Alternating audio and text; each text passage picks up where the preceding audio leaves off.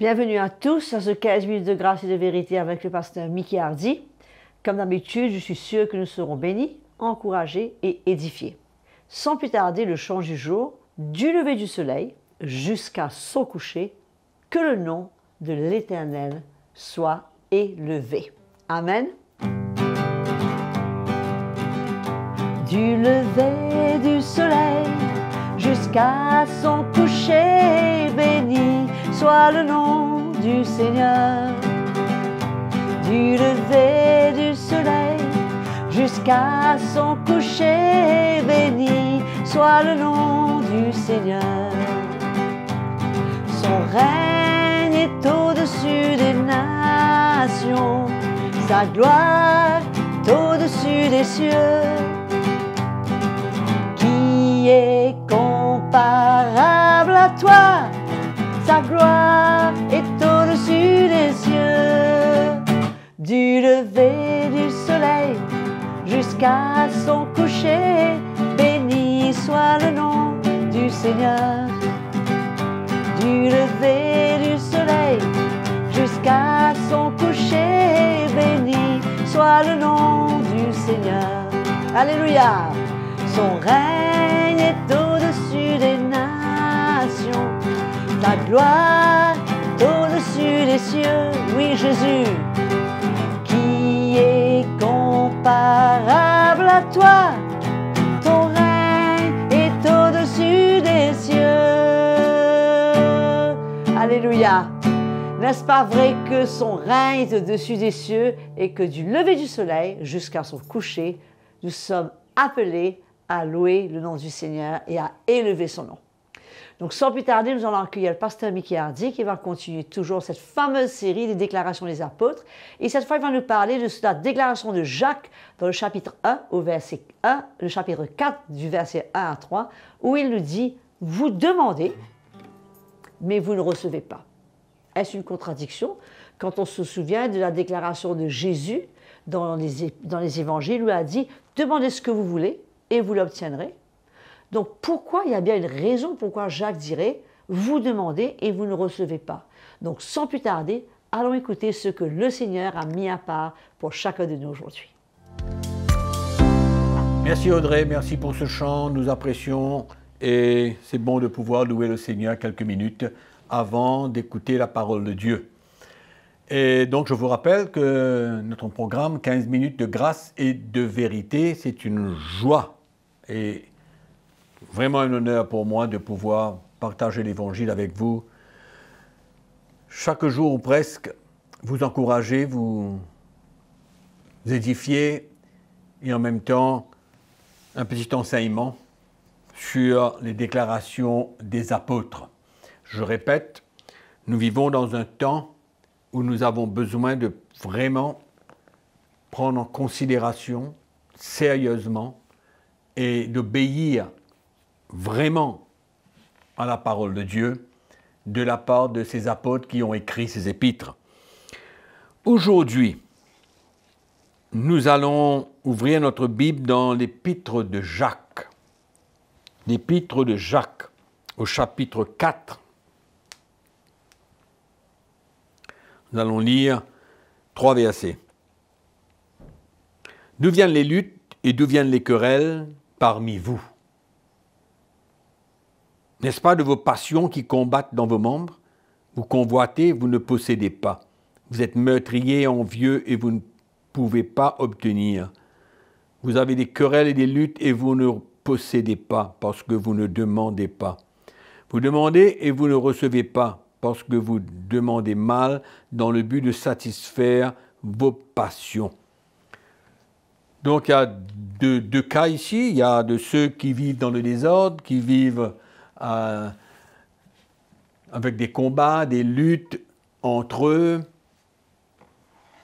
des querelles, et eux, ils ne demandent même pas parce que l'apôtre Jacques parle encore non seulement des querelles et des luttes, mais ils sont meurtriers, ils sont envieux, et ils ne demandent pas, ils ne possèdent pas parce qu'ils ne cherchent pas le Seigneur, ils ne cherchent pas à obtenir les choses de l'esprit, ils sont noyés dans leur lutte, leur combat, leur querelle, ils sont envieux, ils sont meurtriers, etc.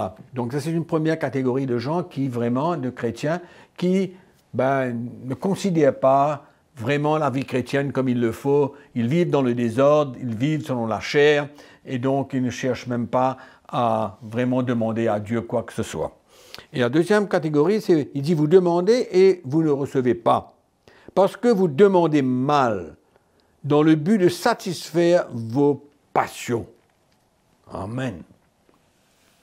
Ça, c'est une parole de l'apôtre Jacques qui nous fait réfléchir. Réfléchir dans le sens où, nous avons tellement entendu parler d'un évangile où nous nous servons de nos prières, nous demandons dans nos prières des choses pour nous satisfaire, satisfaire nos passions, satisfaire nos désirs. En fait, nous pouvons demander des choses selon notre propre intérêt. Et alors, l'apôtre Jacques dit, mais vous demandez mal. C'est ça qu'il dit, au verset 3. Vous demandez et vous ne recevez pas parce que vous demandez mal.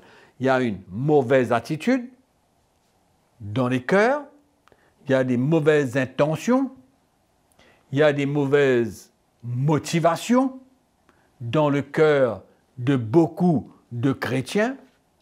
Ils ne demandent pas selon la volonté de Dieu, ils ne cherchent pas à connaître la volonté de Dieu, mais ils demandent, ils prient, mais ils demandent mal, parce qu'ils demandent avec un autre but. Ils demandent selon leur propre volonté, ce qu'ils veulent, pour satisfaire leur passion, pour satisfaire leur désir. Mais c'est un peu cela que vraiment nous avons, allons dire, vécu et nous entendons encore toutes sortes de messages de la foi. Et pour demander à Dieu ce qu'on veut, sans considérer, premièrement, l'état de notre cœur. Dans quel état est notre cœur? Comment nous vivons notre vie chrétienne? Des querelles, des luttes, nous sommes envieux, meurtriers? Dans quel état de cœur, quelle attitude de cœur que nous nous approchons du Seigneur? C'est la première chose à considérer. Le Seigneur n'est pas un boutiquier où on lui demande des choses et il nous donne. Le Seigneur cherche notre cœur. Nous avons besoin de marcher d'une manière digne du Seigneur, d'être agréable à lui, de s'assurer premièrement que notre cœur est clair, que nous voulons le servir. Et ensuite, nous ne devons pas chercher à demander à Dieu ce que nous voulons. Donc il y a deux choses importantes. Notre cœur et chercher la volonté de Dieu. Ne pas demander mal. C'est ça qu'est demander mal. Parce qu'on veut satisfaire notre chair. On demande à Dieu ce que nous voulons pour nous plaire à nous. Et c'est là où est le danger. C'est là où est le danger, parce que notre cœur n'est plus tourné vers les choses de Dieu. Mais notre cœur est tourné vers des choses que notre chair demande, que nous voulons. Et nous voulons posséder des choses qui souvent ne sont pas dans le plan de Dieu, ni dans la volonté de Dieu. Dans le premier cas, le Seigneur ne peut même pas répondre, parce que nos cœurs ne sont pas droits. Notre vie ne plaît pas à Dieu.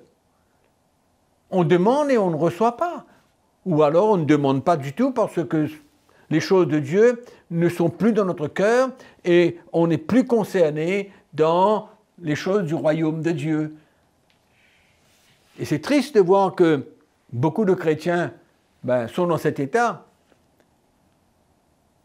Et ils ont perdu complètement de vue le plan et la volonté de Dieu pour leur vie. Et il y en a d'autres, ils cherchent que leur propre volonté. Je répète et je redis souvent que la vie chrétienne, ça n'a rien à voir avec la volonté du chrétien. C'est toujours selon la volonté de Dieu. Et jamais selon notre volonté. Et ici, l'apôtre Jacques vient nous confirmer que si nous demandons à Dieu quoi que ce soit pour satisfaire nos passions et nos désirs, nous sommes en train de demander mal. Ce n'est pas la direction de nos prières. Amen. Nous ne pouvons pas utiliser notre foi et aller vers le Seigneur avec des plans, avec des désirs pour nous satisfaire nous-mêmes. Je veux préciser que Dieu sait ce que nous avons besoin. Il sait quand nous bénir. Il sait quand pourvoir à nos besoins. Et Jésus dit dans l'Évangile de chercher premièrement le royaume de Dieu et sa justice. Et alors, toutes choses nous seront données en plus. Amen. Et quand nous venons vers le Seigneur, nous sommes appelés à demander à Dieu, avec la foi dans notre cœur, et sachant que nous sommes en train de demander les choses qui sont dans la volonté de Dieu, autrement, nous allons demander mal. Et si nous demandons mal, nous ne pouvons pas recevoir de la part de Dieu. Amen. Parce que Dieu a un plan. Le Seigneur a un plan pour chacun d'entre nous. Et c'est à nous de connaître ce plan. Et c'est à nous de nous éloigner des passions, des désirs, de la chair.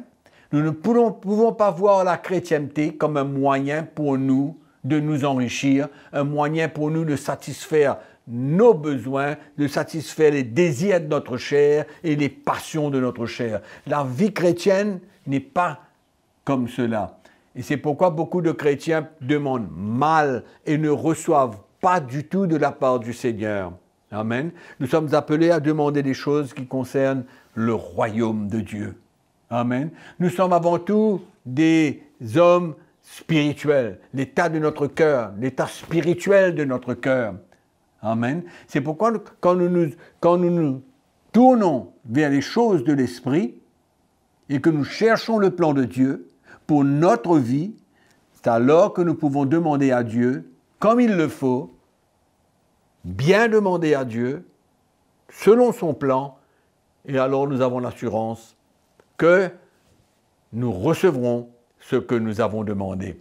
Et l'apôtre Jean parle de ça dans son épître, juste pour vous rappeler qu'il a dit que si nous demandons à Dieu quoi que ce soit selon sa volonté, nous savons qu'il nous écoute, et s'il nous écoute, nous savons qu'il répondra à nos besoins et que nous recevrons ce que nous avons demandé.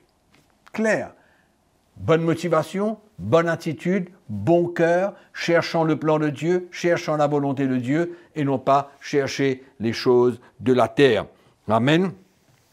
Et le verset 4 ensuite, il dit « Adultères que vous êtes, ne savez-vous pas que l'amour du monde est inimitié contre Dieu ?» Donc nous voyons les chrétiens charnels, des chrétiens qui se donnent au plaisir de ce monde. Donc, toutes leurs demandes au Seigneur, s'ils demandent, et quand ils demandent, ils vont demander mal, parce que c'est la mauvaise direction, c'est pas selon le plan de Dieu, et c'est une recherche pour satisfaire ses propres besoins. Donc je vous quitte là-dessus et je vous retrouve à la prochaine session. Entre-temps, je vous rappelle que nous vous aimons. En effet, mes frères et sœurs, le Seigneur n'est pas un boutiquier. Et nous n'arrivons pas devant lui avec notre longue liste, pensant que nous allons cocher les cases. Non, c'est une mauvaise conception, comme nous avons pu entendre que beaucoup de chrétiens ont. En fait, c'est trop souvent notre chair qui a des désirs et qui sont contraires à la volonté de Dieu. Donc, c'est très important, mes frères et sœurs, de se souvenir que le Seigneur, il sait de quoi nous avons besoin. Il sait quand nous bénir et comment nous bénir. Reposons-nous dans le Seigneur et faisons-lui confiance et vous verrez que nous aurons l'assurance dans notre cœur qu'il pourra et qu'il saura prendre soin de nous. Si vous avez été béni par ce message, non seulement likez-le, il faut aussi sonner et cliquer cette petite clochette pour activer les notifications, mais surtout partagez avec d'autres autour de vous afin qu'eux aussi ils puissent être bénis et encouragés par cette parole. Que le Seigneur vous bénisse, continuez à nous écrire, continuez à nous envoyer vos témoignages, à nous poser vos questions et surtout continuez à servir Jésus de tout votre cœur. Je vous retrouve très bientôt pour un prochain épisode de 15 minutes de grâce et de vérité avec le pasteur Mickey Hardy.